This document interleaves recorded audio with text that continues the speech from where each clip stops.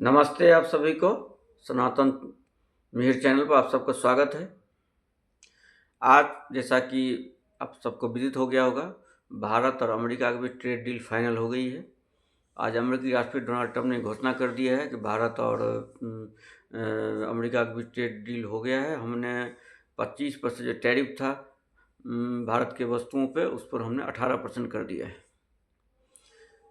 पीयूष गोयल ने स्टेट की भारत की ओर से घोषणा किया है कि ये ट्रेड डील हो गया है और ये नरेंद्र मोदी जी और अमेरिकी राष्ट्रपति डोनाल्ड ट्रंप के बीच जो ये दोस्ती का परिणाम है और ये ट्रेड डील हो गया है।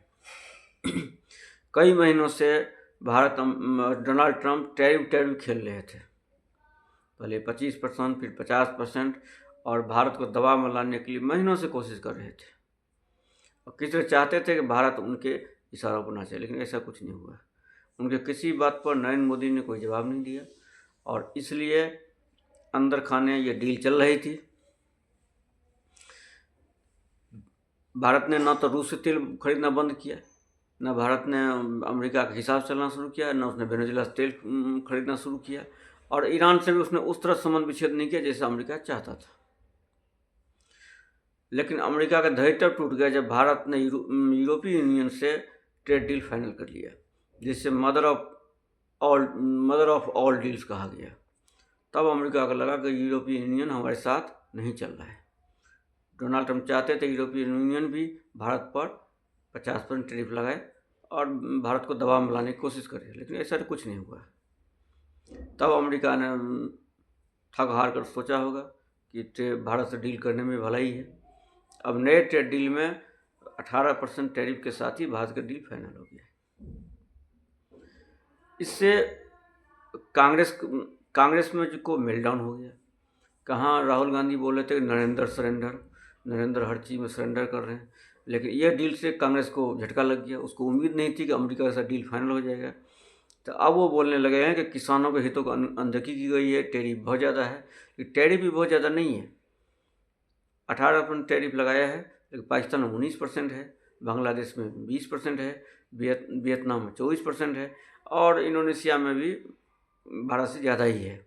जो हमारे बीच में जो प्रतियोगी देश हैं और जो हमारे पड़ोसी देश हैं, उनके साथ भी डील में कोई ज़्यादा भारत के साथ भारत से उनकी डील ज़्यादा ही कम नहीं है। इस डील से एक झटका पाकिस्तान को भी लग गया, उसका मेल्टडाउन शुरू हो गया। पाकिस्तानी लोग कह रहे हैं कि हमारे जनरल, हमारे प्राइम मिनिस्टर हर काम किया अमेरिका को खुश करने के लिए, एक पैर पर खड़े हुए, नाचे, सब कुछ किया, अमेरिका का हर काम में साथ दिया, लेकिन अमेरिका ने फिर 19% उसको टैरिफ लगाया, जबकि भारत को टैरिफ 18% हुआ। चीन को भी एक तरह से झटका लगा। चीन भी सोच रहा होगा कि भारत अब उसके साथ आएगा, अमेरिका के विरोध में चला जाएगा तो उसका फ़ायदा हो जाएगा, लेकिन उसको भी झटका लग गया डील से। ये डील बहुत दिनों से, कई महीनों से चल रही थी। जैसा कि पीयूष गोयल ने आज कहा है, उन्होंने कहा है कि हम जो डेडलाइन से नहीं चलते हैं, हम रेड लाइन से नहीं चलते, हम डेडलाइन से चलते हैं। तो ये जो डील है, इस डील के फाइनल होने के बाद भारत के व्यापार उसमें निश्चित रूप से बूस्ट मिलेगा। और हमारे जो पूर्व राजदूत और सांसद हर्षवर्धन श्रृंगला ने कहा है, अगर वो यूरोपियन यूनियन वाला डील अगर मदर्स ऑफ ऑल डील थी, तो फादर्स ऑफ ऑल डील है। इससे नरेंद्र मोदी को भी एक की अपर हैंड हो गया है। बार बार वो जो कांग्रेस के आरोप था कि डोनाल्ड ट्रंप सरेंडर कर रहे हैं, तो उनको ये कहने का ये अवसर मिल गया है कि नहीं, हम सरेंडर नहीं किया, हम बातचीत कर रहे थे। कृषि सेक्टर से भी सरकार का कहना है कि किसानों के हितों की पूरी सुरक्षा की गई है, ऐसा उसके हितों से कोई समझौता नहीं किया गया है। आगे डील से भारत का ऐसा लग रहा था कि भारत की सेहत खतरा बढ़ जाएगा, ये भारत आइसोलेटेड हो जाएगा। ऐसा कुछ नहीं, अब ये डील के साथ ही भारत के व्यापार उसमें निश्चित प्रगति होगी। एक बड़ी बात है इसमें, तेल की बात हो रही है। भारत रूस से कितना तेल खरीदेगा?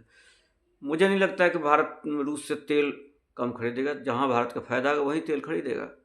वेनेजुएला के तेल की बात हो रही है भारत से तेल खरीदने की, लेकिन वेनेजुएला का तेल ज़्यादा गाढ़ा है और उसके कुछ ही देश में है जिसमें भारत भी एक है, जिसमें उस तेल को रिफाइन करने की क्षमता है। अगर भारत को वेनेजुएला से सस्ता तेल मिलेगा तो भारत वेनेजुएला से तेल खरीदेगा, रूस सस्ता मिलेगा रूस से खरीदेगा। डोनाल्ड ट्रंप के हिसाब से भारत नहीं चलेगा, ऐसा निश्चित है। तो डोनाल्ड ट्रंप भी, आप प्रश्न ये है कि डोनाल्ड ट्रंप जी तैयार क्यों है? डोनाल्ड ट्रंप को भी देश में बहुत सारे विरोध बढ़ रहे थे। भारत जैसे 150 करोड़ जनसंख्या वाले एक विशाल देश में इतने बड़े मार्केट को अमेरिका गंवाना नहीं चाहता था। उसके अपने देश में लोगों ने कहा कि भारत से यूं दुश्मनी मोल लेकर रूस और चीन के पाले में भेज देना, ये सही बात नहीं है। तो काफ़ी सारे विरोध हुआ, और भारत के में जो अमेरिकी राजदूत है, कई लोग बोल रहे थे कि हम डोनाल्ड ट्रंप के खास आदमी है, अब भारत को दबाव बनाने की कोशिश करेंगे। लेकिन उन्होंने बहुत पॉजिटिव रोल निभाया और इस डील को तय करने में उन्होंने बहुत बड़ी भूमिका निभाई। तो आगे इस पर नज़र रहेगी कि आगे ये डील कितना फाइनल होगा, और इस डील से भारत को कितनी अर्थव्यवस्था में उछाल आएगी, ये सब देखने वाली बात है। आप लोगों से ये अनुरोध है, आग्रह है कि अगर आपको ये कंटेंट अच्छा लग रहा है तो आप इस चैनल को सब्सक्राइब करें, लाइक करें, शेयर करें। नमस्ते।